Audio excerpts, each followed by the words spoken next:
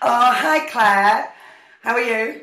I'm very well, thank you. How are Oh, you? I'm great. Thank you so much for coming on Leading Ladies TV. I'm very honoured to have you here today. Um, I'll just share with the viewers. So, Claire, I'm going to read your title.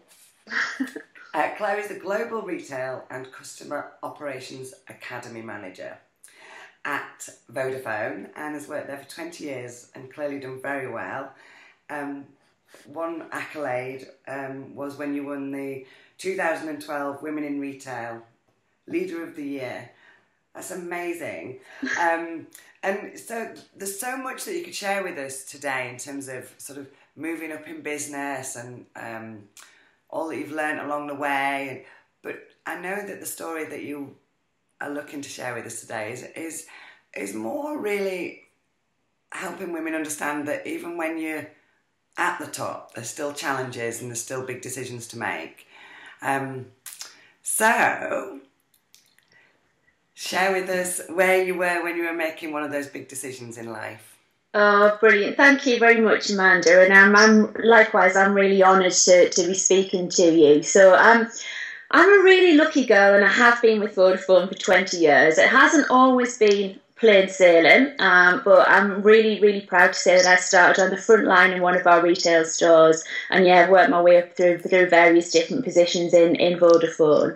And I loved working in retail, absolutely met some of the best people, had the most laughs that you can possibly imagine.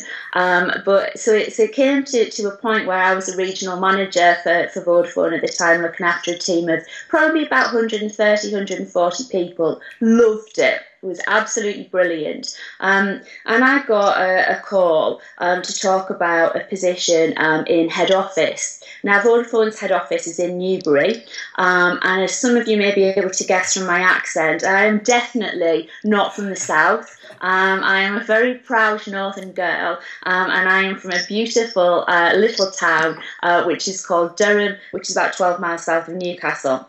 It is some 300 miles away from Newbury. So this was going to be kind of a big shift for me, and I did think long and hard about whether I could actually do that job and move into Newbury into customer experience. But it was something I was hugely passionate about.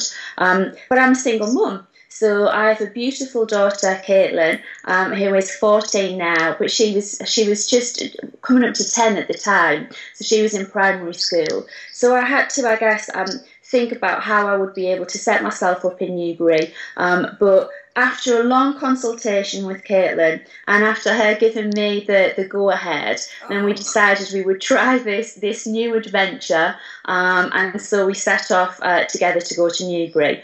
And the job was fantastic. So the job moved on leaps and bounds. Loved the customer experience side of it. I was able to take on a huge training team who were fantastic, hilarious, brilliant bunch of people, and also look after retail communications. So the job really expanded after I moved to Newbury. But I think there was always something missing, Amanda. So I'm very much a girl's girl. I have some fantastic friends and I have a lovely family. My mum, my sister, my brother, they were all really close. And it felt as if my life was almost on hold. So I would kind of be working during the week, and then a lot of the time I spent my weekends on the M1, travelling back up to the northeast to get what I needed to be able to deliver well in my business and at work, and to be a good mum to Caitlin.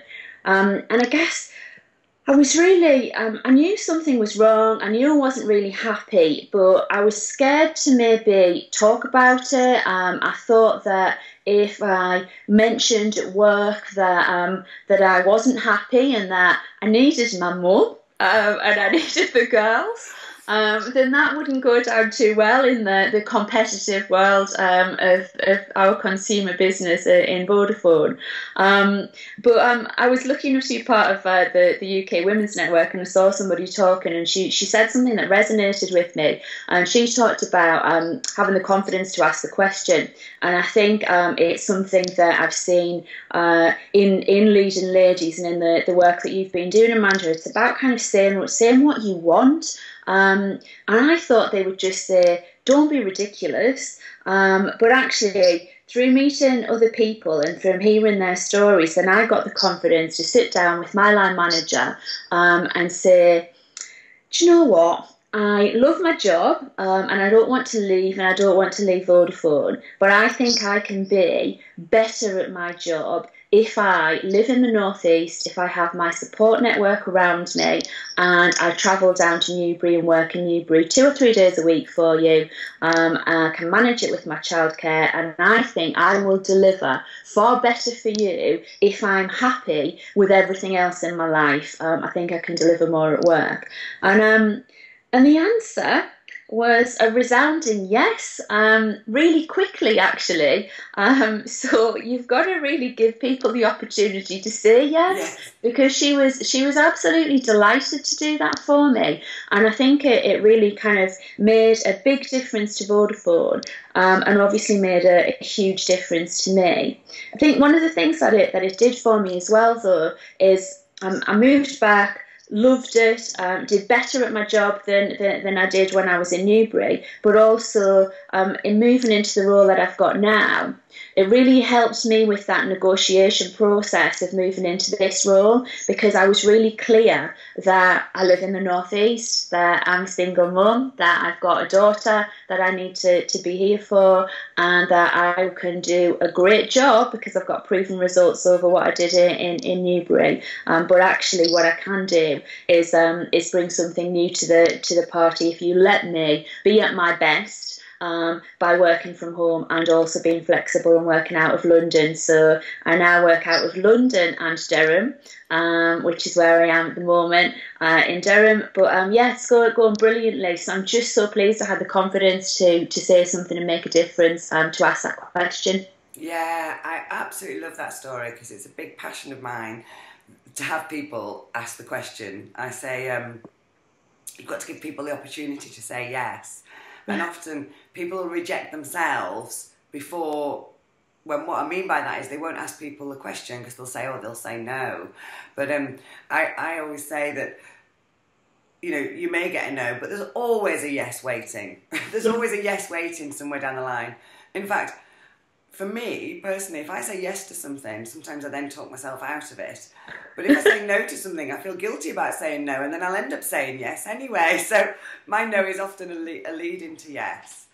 I just love the fact that you've really gone out there to create the life that works for you, for your family, and for the business. It's really important to do both, and I think kind of, as I've said, then I'm better at work now and I'm better at home. So we'd have to ask the real judge and jury in this, who's my daughter Caitlin. But I hope that she sees me as a role model, but somebody who's been able to combine kind of that career, but also in making that career work for me in my home life as well. So I'm hoping she sees the best of that, and that whatever she decides she wants to do in the future, then she'll take some of those lessons into it, and she'll make sure that she is asking those questions, that she is seeking that opportunity, and doing exactly what she wants, because I think it's the only way you can be truly successful and truly happy. I'd hate to be burnt out with it and not be able to enjoy my home life and that support network, the girls, my family and everything. Yeah. I think it's definitely got the best of both worlds. Yeah, she gets the benefit of all of that, doesn't she?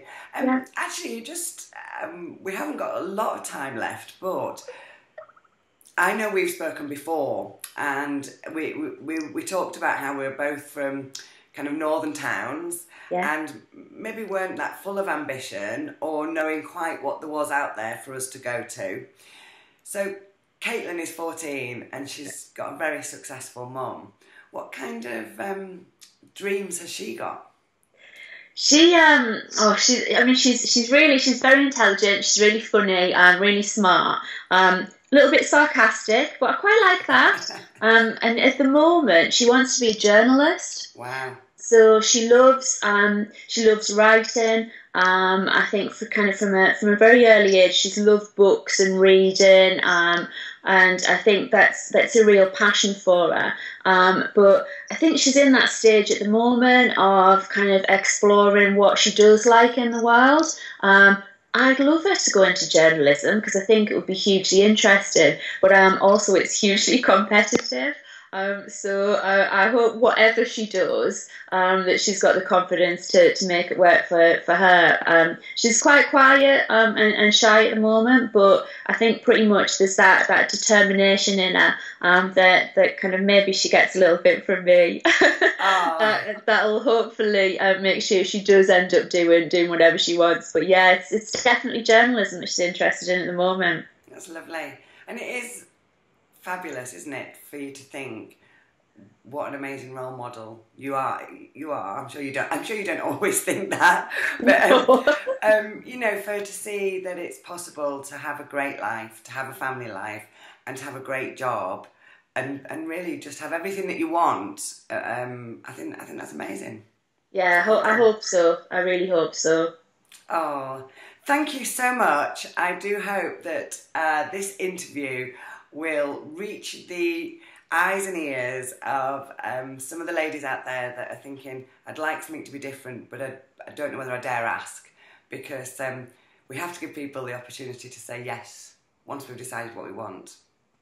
Absolutely. It's been brilliant speaking to you, and keep up the inspiration. I'll see you soon, Claire. Thank you. Thanks now. Bye.